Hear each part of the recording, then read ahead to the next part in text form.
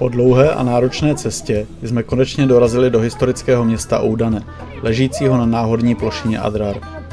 Téměř okamžitě jsme se stali žádaným lákadlem a vytouženým vytržením ze stereotypu pro mnohé místní děti. Stejně jako ostatní, ani tyhle nepohodly nabídkou typicky českých bonbónů. Město bylo založeno v roce 1147 berberským kmenem Idab el-Hay.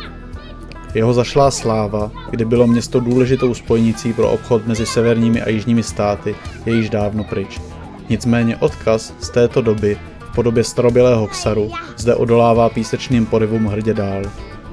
Starý Ksar, neboli labyrintový komplex, či spíše opevněná vesnice, nyní již rozpadajících se budov, nabízí fascinující pohled do středověkového pouštního života. Mnoho staveb, včetně mešit a domů, je stále pozoruhodně zachovalých a ukazuje tradiční mauritánské řemeslo. Strategická poloha Ksaru poskytovala přirozenou obranu a jeho vyvýšené umístění také nabízelo panoramatický výhled na okolní poušť. Dále je potřeba si uvědomit, že jsme v oblasti Sahelu, což je z arabského slova Sahil, neboli pobřeží, znamenající okraj pevniny, velkého počátku a definitivního konce. Zároveň se jedná o oblast, která je zasažena dlouhým obdobím sucha a tím pádem rozšiřováním pouště. V dnešní době je pod pojmem Sahel označována oblast nejchudších států Afriky. Nejdůležitější komodity historického obchodu byla sůl, která se přes Oudane přepravovala ze severu na jih, a dále zlato, které se z Ghanského císařství přepravovalo opačně na sever. Poplatky za přepravu soli pro svou náročnost tvořily až 80% její hodnoty.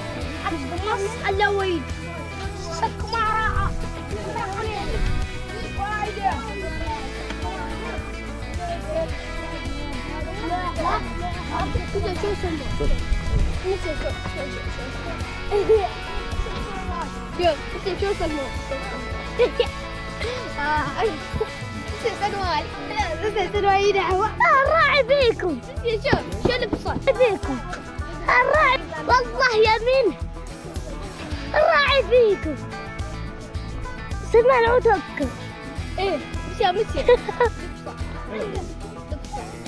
بس الراعي فيكم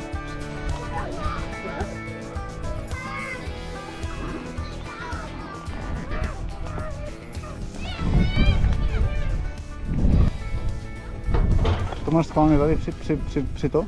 Jo, to máš schválně. Co? Dovnitř. No. To pak máš za motorku.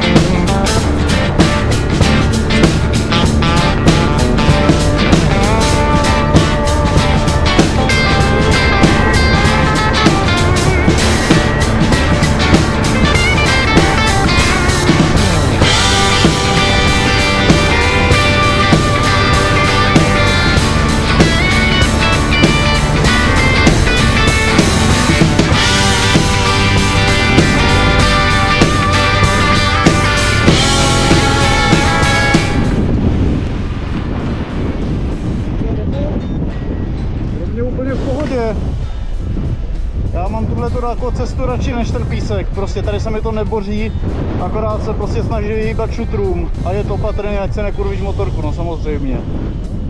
150 kiláků. No.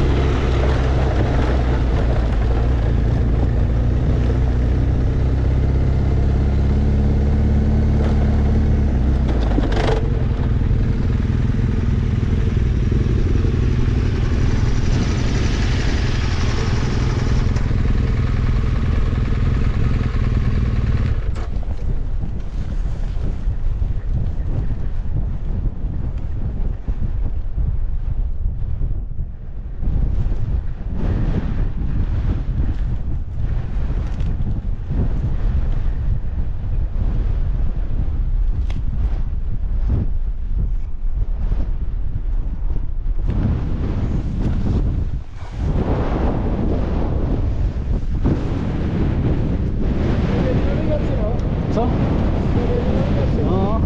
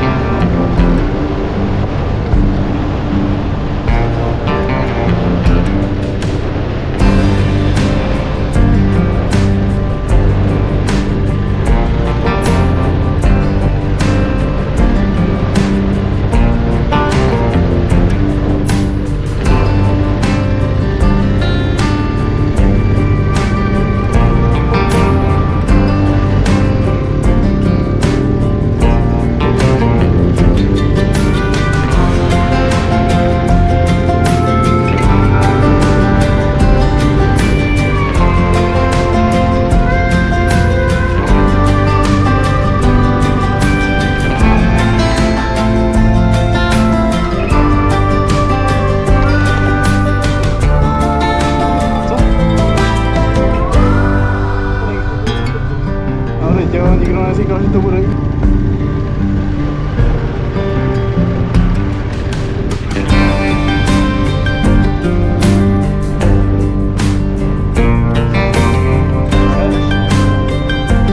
Já jedu na lyžaře.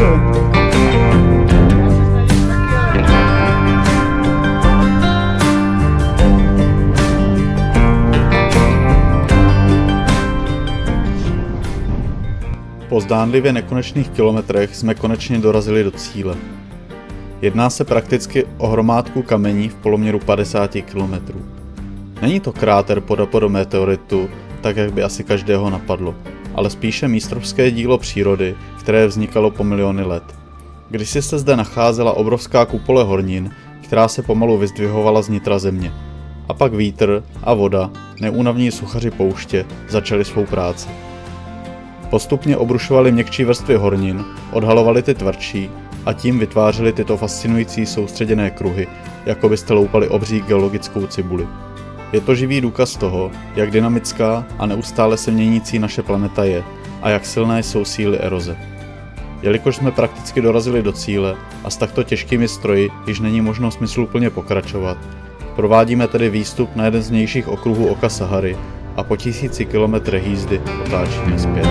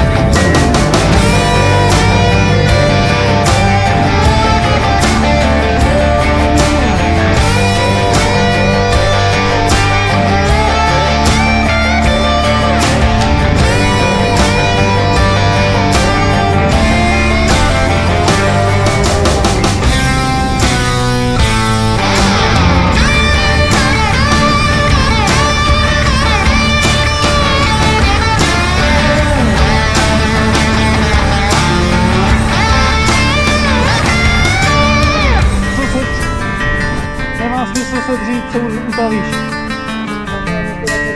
No,